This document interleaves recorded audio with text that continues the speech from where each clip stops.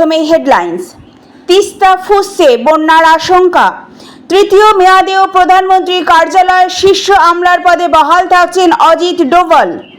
কসবায় 21 তলা অ্যাক্রোপলিস মলে আগুন। রাজভবনে প্রবেশ করতে না দেওয়ার বিষয়ে মুখ্যমন্ত্রীকে চিঠি। এবার আসি বিস্তারিত খবরে। তৃতীয় মেয়াদেও প্রধানমন্ত্রীর কার্যালয়ে শীর্ষ আমলার পদে বহাল থাকছেন অজিত ডোভাল। পিকে মিশ্র, অমিত খাড়ে এবং তরুণ কাপুর সকলেই। অজিত ডোভাল তৃতীয় মেয়াদের জন্য জাতীয় নিরাপত্তা উপদেষ্টা হিসাবে কাজ চালিয়ে যাবেন। 2019 সালে তিনি প্রথম NSA হন। তিনি গত 2 মেয়াদে দায়িত্ব পালন করেন। অন্যদিকে পিকে মিশ্রকে প্রধানমন্ত্রী নরেন্দ্র মোদী প্রিন্সিপাল সেক্রেটারি হিসাবে পুনরায় নিযুক্ত করা হয়েছে। প্রাক্তন IAS অফিসার খাড়ে এবং কাপুরও প্রধানমন্ত্রীর প্রধান উপদেষ্টা পদে থাকবেন। মন্ত্রীরা আসেন যান, কিন্তু টানা তৃতীয় মেয়াদেও অপরিবর্তিত রইলেন জাতীয় নিরাপত্তা উপদেষ্টা অজিত কুমার ডোভাল। NDA সরকারের তৃতীয় মেয়াদেও জাতীয় নিরাপত্তা উপদেষ্টা পদেই বহাল থাকছেন অজিত ডোভাল। 2014 সালে প্রধানমন্ত্রী নরেন্দ্র মোদী সরকার যখন প্রথম মেয়াদ শুরু করে, সেই সময় জাতীয় নিরাপত্তা উপদেষ্টা হিসেবে নিয়োগ করা হয়েছিল অজিত ডোভালকে। 2019 সালে অজিত ডোভাল প্রথম NSA হন। তিনি গত 2 মেয়াদে তার দায়িত্ব পালন করেন। তার বিস্তৃত ক্ষেত্রে কাজের পাশাপাশি তিনি তার কৌশলগত নেতৃত্বের জন্য পরিচিত। 1969 ব্যাচের IPS কর্মকর্তা ডোভাল একসময় কেরালা ক্যাডারের অন্তর্ভুক্ত ছিলেন। তিনি প্রথম পুলিশ সদস্য যিনি কীর্তি চক্রে ভূষিত হয়েছিলেন। অশোক চক্রের পর দ্বিতীয় সর্বোচ্চ শান্তিকালীন বীরত্ব পুরস্কার পান তিনি। অজিত ডোভাল টানা তৃতীয় মেয়াদে পুনর্বহাল মোদী সরকারের জন্য গুরুত্ব নির্দেশ করে। এটি পাকিস্তানের অভ্যন্তরে সার্জিক্যাল স্ট্রাইক সহ আন্তঃসীমান্ত সন্ত্রাসবাদের বিরুদ্ধে আক্রমণাত্মক ভঙ্গি প্রদর্শন করে। ডোভাল সম্প্রতি তার আমেরিকান প্রতিপক্ষের সাথে গুরুত্বপূর্ণ আলোচনা করেছেন, যেটি প্রযুক্তিগত, কৌশলগত, ব্যবসায়িক এবং অর্থনৈতিক স্বার্থ জুড়ে বিস্তৃত মোদী সরকারের বিদেশি বিষয়েও তার গুরুত্বপূর্ণ ভূমিকা ইঙ্গিত করে।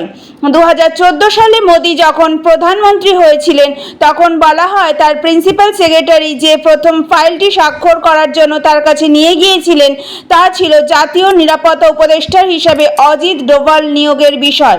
তখন থেকে নরেন্দ্র মোদী ডান হাত হন অজিত ডোভাল। তিস্তা ফুঁসছে বন্যার আশঙ্কা।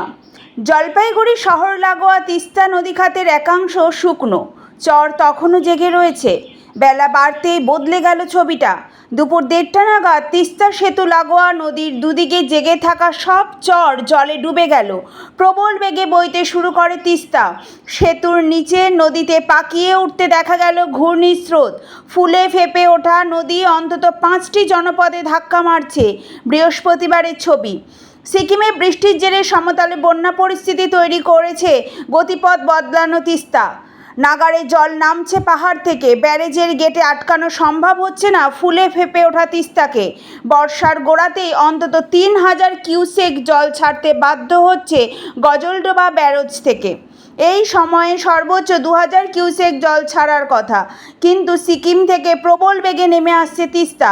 ব্যারেজ থেকে জল ছাড়ার ফলে বন্যা পরিস্থিতি তৈরি হয়েছে জলপাইগুড়ি জেলার তিস্তার দুপারে। জরুরি সতর্কতা জারি করেছে সেচ দপ্তর। বাতিল হয়েছে জেলা প্রশাসন থেকে শুরু করে সেচ ও বিপর্যয় মোকাবিলা দপ্তরের সমস্ত আর্মি আধিকারিকদের ছুটি। তিস্তা নদীর 2 ধারে মাইকে ঘোষণা করে বাসিন্দাদের নদীর থেকে দূরে সরে যেতে বলা হয়েছে। এদিন নিষেধ করা হয়েছে নদীতে মাছ ধরতে যেতেও। সেচ দপ্তরের মুখ্য বাস্তুকার কৃষ্ণেন্দু ভৌমিক বলেন, একাধিক জায়গায় তিস্তা নদী বাঁধে বা জনপদে ধাক্কা মারছে। পাহাড় থেকে এত জল নামছে যে ব্যারেজে আটকানো সম্ভব হচ্ছে না। তার ফলে সমতলে প্রভাব পড়েছে। সেচ দপ্তরের আধিকারিকদের সরেজমিনে পরিদর্শনে পাঠানো হয়েছে। কসবায় 21 তলা অ্যাক্রোপলিস মলে আগুন। ঘটনাস্থলে দমকলের 15টি ইঞ্জিন আনা হয়েছে। 2টি স্কাই ল্যাডার। অ্যাক্রোপলিস মলের 4র্থ তলে আগুন। ধোঁয়ায় ঢাকলো গোটা মল।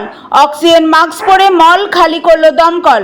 কাঁচ ভেঙে ভেতরের ধোঁয়া বের করলো দমকল কর্মী ও মলের ভিতরের বিভিন্ন অফিস কর্মীদের বাইরে বার করা হলো। কর্মীদের বাইরে বার করে গীতাঞ্জলি স্টেডিয়ামে আনা হয়েছে। অ্যাক্রোপলিস মলের বাইরের এলাকা ধোঁয়ায় ঢেকেছে। বাইরে বেরোনোর সিঁড়ি খালি নেই, আবর্জনা ভর্তি। নামতে অসুবিধা হচ্ছে অভিযোগ মল কর্মীদের। ছবি তুলতে গেলে সংবাদ মাধ্যমকে বাধা।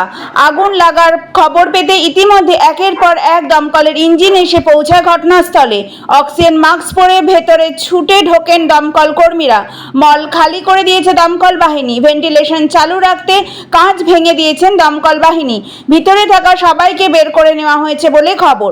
মলের কর্মীদের নিয়ে এসে রাখা হয়েছে পাশের গীতাঞ্জলি স্টেডিয়ামে। ইতিমধ্যে সেখানে এসে পৌঁছেছেন দমকল মন্ত্রী সুজিত বসু। তিনি বলেছেন পূর্ণাঙ্গ তদন্ত হবে। রাজভবনে প্রবেশ করতে না দেওয়ার বিষয়ে মুখ্যমন্ত্রীকে চিঠি। পশ্চিমবঙ্গের গভর্নর সিভি আনন্দ বোস শুক্রবার মুখ্যমন্ত্রী মমতা বন্দ্যোপাধ্যায়কে চিঠি লিখেছিলেন। জানতে চেয়েছিলেন যে পুলিশ ভোট পরবর্তী সহিংসতার কথিত শিকারদের রাজভবনে প্রবেশ করতে বাধা দিয়েছে তার অফিসের জন্য প্রয়োজনীয় অনুমতি দেওয়া সত্ত্বেও। বোস বুড়া বাজারের মহেশ্বরী ভবনেও গিয়েছিলেন এবং লোকসভা ভোটের পরে রাজ্যে সহিংসতায় ক্ষতিগ্রস্ত লোকেদের সাথে দেখা করেছিলেন। বিজেপি টিএমসির বিরুদ্ধে ভোট পরবর্তী সহিংসতার অভিযোগ তুলেছে, যা রাজ্যের শাসক দল অস্বীকার করেছে। রাজ্যপাল শুভেন্দু অধিকারী এবং ভোট পরবর্তী সহিংসতার শিকার সহ প্রতিনিধি দলকে রাজভবনে প্রবেশ করার এবং তার সাথে দেখা করার অনুমতি দেওয়ার জন্য লিখিত অনুমতি দিয়েছিলেন। তা সত্ত্বেও পুলিশ তাদের প্রবেশ করতে দেয়নি। রাজ্যপাল আজ জারি করেছেন মুখ্যমন্ত্রীর কাছে সাংবিধানিক নির্দেশাবলী। কেন তাদের থামানো হয়েছিল তা জানতে চেয়েছিলেন কর্মকর্তা পিটিআইকে বলেছিলেন। বৈঠকের সময় বোস মহেশ্বরী ভবনে অবস্থানরত প্রায় 150 জনের সাথে যোগাযোগ করেন এবং তাদের অভিযোগের বিশদ বিবরণ নেন। তিনি বলেছিলেন,